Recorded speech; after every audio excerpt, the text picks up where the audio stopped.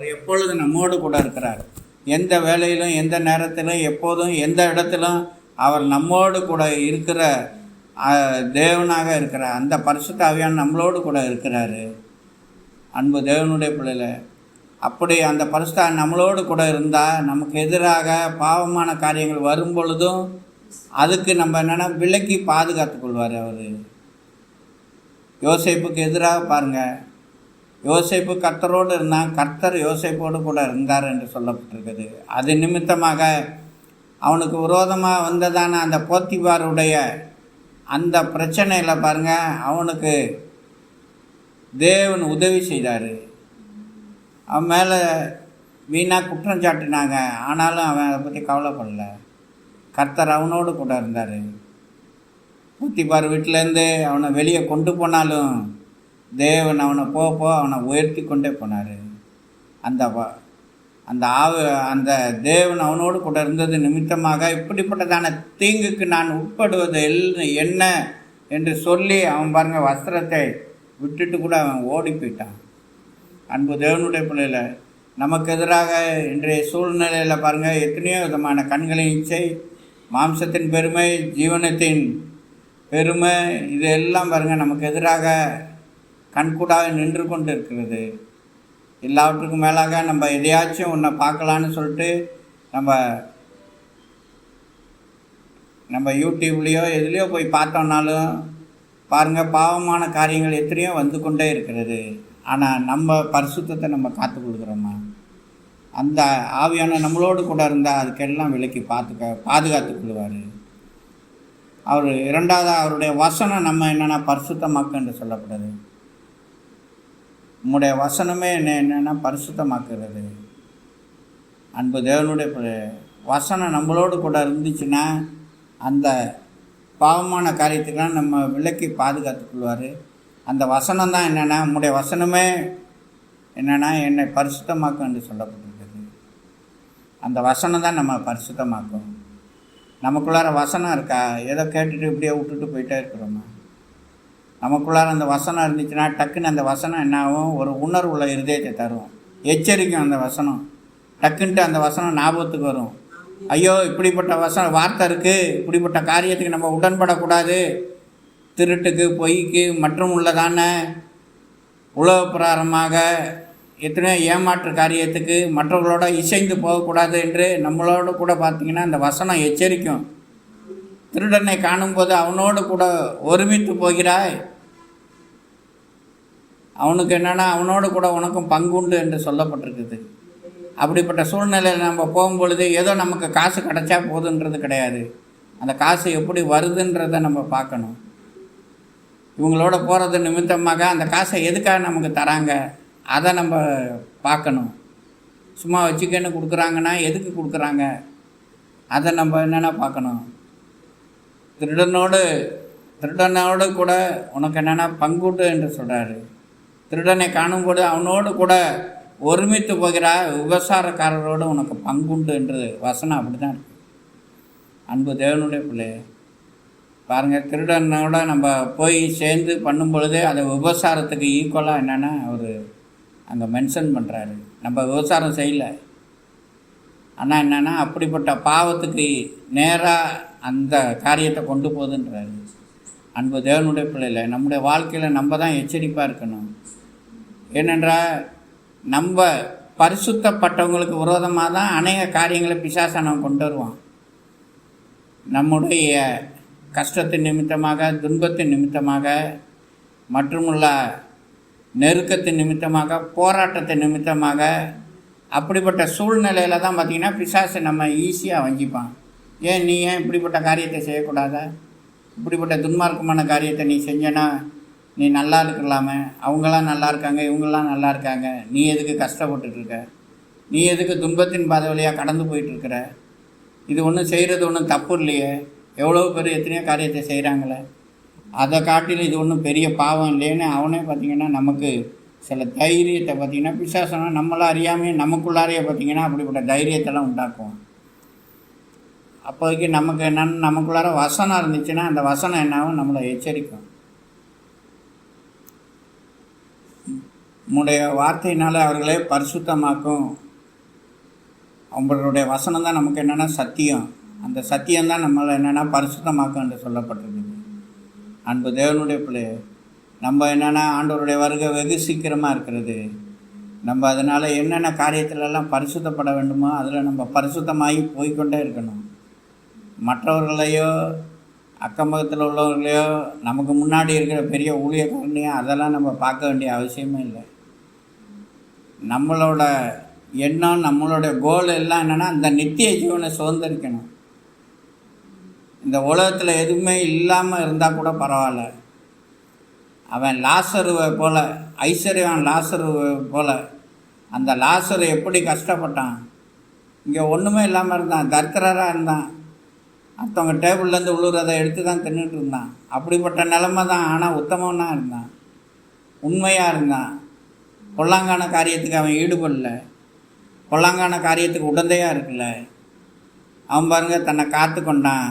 ஆனால் இருவரும் தான் மரித்தார்கள். ஆனால் ஒருத்தன் பாருங்க எங்கே போனான், ஆபிரகாமுடைய மடியில் போய் இருந்திருக்கிறான். இங்கே நெருக்கப்பட்டான், தரித்திரனாக இருந்தான், ஒன்றும் இல்லாமல் இருந்தான், ரோட்டில் கடந்த நிலமை தான்.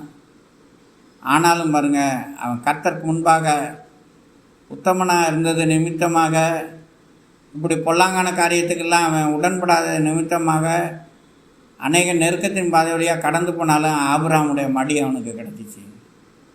அன்பு தேவனுடைய பிள்ளைய, நம்முடைய வாழ்க்கையில் இந்த உலகத்தில் எது இருந்தாலும் இல்லைனாலும் பரவாயில்ல, அந்த நித்திய ஜீவனை சுதந்திரிப்பதை நம்ம விட்டு விடக்கூடாது. அதுதான் நம்முடைய நோக்கமே, நம்முடைய எண்ணமே என்னென்னா அதுதான்.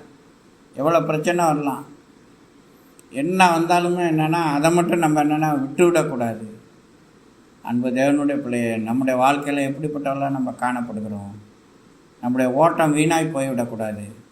உலகத்தையும் அனுபவிக்காமல் ஆவிக்குரிய ஆசீர்வாதத்தையும் அனுபவிக்காமல் நம்ம போனோன்னா நம்மை காட்டிலும் பரிதாபமானவர்கள் யாருமே இருக்க முடியாது.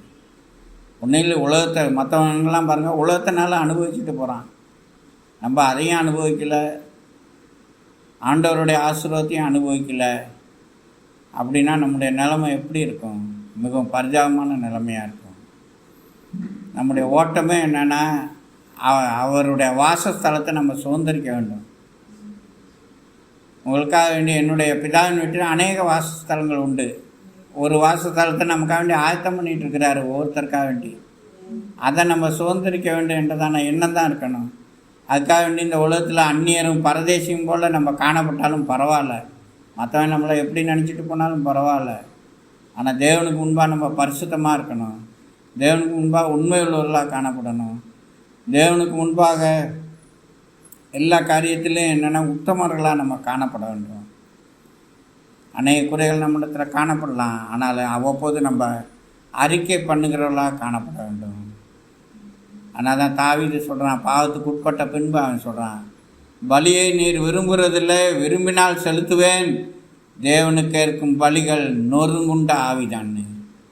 அதை குறித்த மனஸ்தாபம் வேணும். நம்ம சில தவறுகளை பண்ணுறோன்னா, ஐயோ ஆண்டவருக்கு முன்பாக நான் இப்படிப்பட்ட பாவமான காரியத்தை செய்துட்டேன், இப்படிப்பட்ட தவறை செய்துட்டேன், ஏதோ தெரிஞ்சோ தெரியாமையோ செஞ்சுட்டேன், ஆண்டவரே மன்னியும்னு சொல்லிட்டு நம்ம தேவனுடைய சமூகத்தில் நம்ம அவ்வப்போது மன்னிப்பு அடைந்து ஒரு சுத்திகரிக்கப்பட்ட நிலைமையில் நம்ம காணப்பட வேண்டும். அப்படிப்பட்ட நொறுங்குண்ட ஆவி நமக்கு இருக்கணும். நம்ம என்னென்னா இருதயத்தை கடினப்படுத்திக்கிட்டே இருக்கக்கூடாது. தாவீது அநேக தவறுகளை செய்தான், ஆனால் பாருங்கள் அவன் என்னென்னா பலியை நீர் விரும்புகிறதில்ல ஆண்டவரே, இது விரும்புனா அதை நான் செலுத்துவேன், ஆனால் நீர் எதிர்பார்க்கிற பலி நொறுங்குண்ட ஆவிதான்றான். அதாவது என்னென்னா மனஸ்தாபம், ஐயோ இவங்களுக்கு இப்படிப்பட்ட காரியத்தை நம்ம வீணாக செஞ்சிட்டோமே, இவங்களுக்கு நம்ம நிமித்தம் இவங்களுக்கு இப்படிப்பட்ட கஷ்டத்தை கொடுத்துட்டோமே, நமக்கு நம்ம நிமித்தம் இவங்களுக்கு இப்படிப்பட்ட அநேக காரியத்தில் கொண்டு போய் நம்ம மாட்டி விட்டுட்டோமே, இப்படிப்பட்ட நம்மளை அறியாமல் செஞ்சுருந்தா கூட பின்னாடி உள்ள விளைவை நம்ம அறியாமல் சில காரியத்தை நம்ம செஞ்சுருந்தா கூட அது நிமித்தமாக நம்ம செய்த காரியத்து நிமித்தமாக ஒருத்தர் கஷ்டப்படுறாங்கன்னா அதை அறிஞ்சு நமக்குள்ளார ஒரு மனஸ்தாபம் இல்லைன்னா, ஒரு நொறுங்குண்ட ஆவி இல்லைன்னா, ஒரு உணர்வு உள்ள ஆவி இல்லைன்னா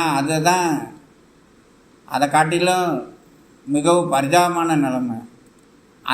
அதை குறித்ததான ஒரு உணர்வு இருந்துச்சுன்னா தேவன் அதை தான் எதிர்பார்க்குறாரு. அதான் நொறுங்குண்ட ஆவி. ஐயோ, என் நிமித்தமாக இவங்க பாதிக்கப்பட்டாங்க, என் நிமித்தமாக இப்படிப்பட்ட காரியம் நடந்துருச்சு, என் நிமித்தமாக இப்படிப்பட்ட காரியம் நடந்துச்சு, என் நிமித்தமாக இத்தனை பேர் இடறிட்டாங்க, என் நிமித்தமாக இத்தனை பேர் என்ன ஃபாலோ பண்ணி இப்படி போயிட்டாங்க, இல்லாட்டி நான் ஆசீர்வதிக்கப்படுவதற்காக அவங்களை ஏமாற்றி இப்படி நான் மேலே வந்துட்டேன், இப்படிப்பட்டதான சில காரியங்கள் எல்லாம் நமக்குள்ளார இருக்க வேண்டும். அதை தான் தேவன் எதிர்பார்க்குறாரு. அதாவது தவறு செய்யாத மனிதன் இல்லையே என்று சொல்லப்பட்டிருக்குது. எல்லாரும் தவறு செய்து தேவ மகிமை அற்றவர்களாக நம்ம காணப்பட்டோம். எல்லாரும் அப்படிப்பட்ட நிலைமை தான். யாரும் பூரண பரிசுத்தவான் என்று சொல்ல முடியாது. பூரண பரிசுத்தவானாக இருந்தோன்னா ஆண்டவர் நேரம் நம்மளை எடுத்துக்கொண்டிருப்பார். இன்னும் பரிசுத்தப்பட வேண்டிய காரியம்லாம் நம்ம இடத்துல, பூரணப்பட வேண்டிய காரியம்லாம், பரிசுத்தத்தில் பூரணப்பட வேண்டியது, உபத்திரவத்தில் பூரணப்பட வேண்டியது, இப்படிப்பட்ட காரியம்லாம் இருப்பது நிமித்தம்தான் தேவன் இந்த உலகத்தில் வைத்து அநேக சிக்ஷைகளை நமக்கு கொடுத்தனாலும் அவருடைய பாதையை விட்டு விலகாதபடி நம்ம என்னென்னா தேவன் தெரிந்தெடுத்து அவருடைய பாதையில் வைத்திருக்கிறாரு. அதனால் இன்றைக்கி ஒரு தீர்மானம் பண்ணுவோம். ஆண்டவரே, என்னை பரிசுத்தமாக்க மாட்டாரு. நானே உங்களை பரிசுத்தமாக்குற கர்த்தர் என்று அவர் சொல்கிறாரு. அவர் மாத்திரம்தான் நம்ம பரிசுத்தமாக்க முடியும். மற்றபடி இந்த உலகத்தில் எந்த காரியமும் நம்ம பரிசுத்தமாக்க முடியாது. உலகத்தில் ஒருவேளை நம்மளை பற்றி அநேக விதமான சாட்சி சொல்லலாம். ஆனால் கர்த்தருக்கு முன்பாக நம்ம பரிசுத்தமாக இருந்துட்டு போவோம். ஏதோ உலகத்தில் நம்மளை பற்றி என்ன பேசிட்டு போனாலும் பரவாயில்ல, நான் கர்த்தருக்கு முன்பாக பரிசுத்தமாக இருக்கேன், கர்த்தருக்கு முன்பாக உண்மையுள்ளவனாக இருக்கேன், கர்த்தருக்கு முன்பாக உத்தமனாக இருக்கேன், அது எனக்கு போதும். ஏதோ ஒரு காலத்தில் என்னுடைய சாட்சியை இழந்தேன், ஒரு காலத்தில் என்னுடைய வாழ்க்கையில் அநேக துன்மார்க்கமான காரியத்தை நிமித்தமாக இன்னும் அநேகர் அதை நினச்சிக்கிட்டு நம்மளை குறித்து பேசி கொண்டிருக்கலாம். அதை பற்றி நமக்கு கவலையே இல்லை. அந்த கெட்ட குமாரன் பாருங்க, அவன் உணர்த்தப்பட்ட பிற்பாடு அவனுக்குள்ளார அந்த நொறுங்குண்ட ஆவி இருந்துச்சு. என்ன தான் அவன் சொன்னான். அவன் ஏன் அங்கே வந்து சொல்லணும்? அவன் என்ன பரத்துக்கு விரோதமாக என்னத்தை பாவம் செய்தான்?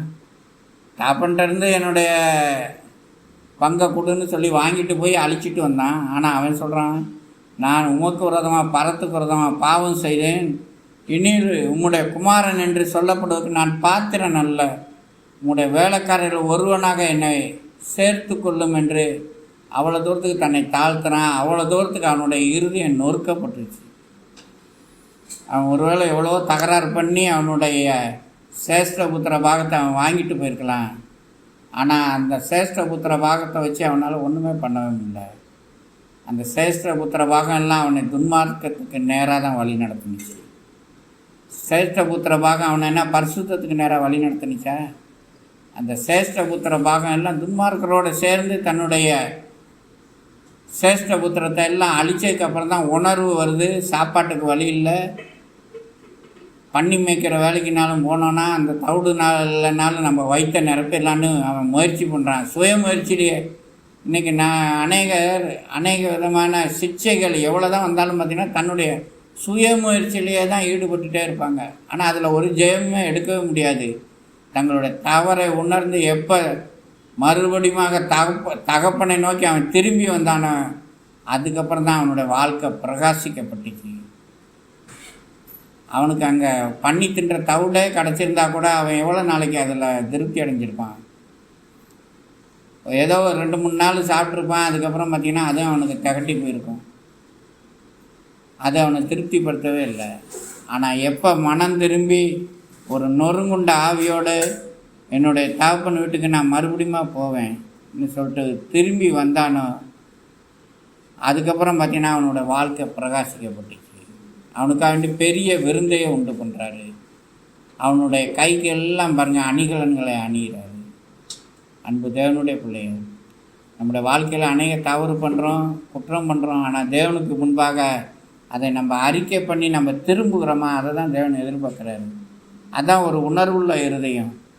அப்போ தான் ஆண்டவர் நம்மளை பரிசுத்தமாக்க முடியும். நம்ம பாவம் இல்லை என்போம்னால் நம்மை நாமே வஞ்சிக்கிறவர்களாக இருப்போம்.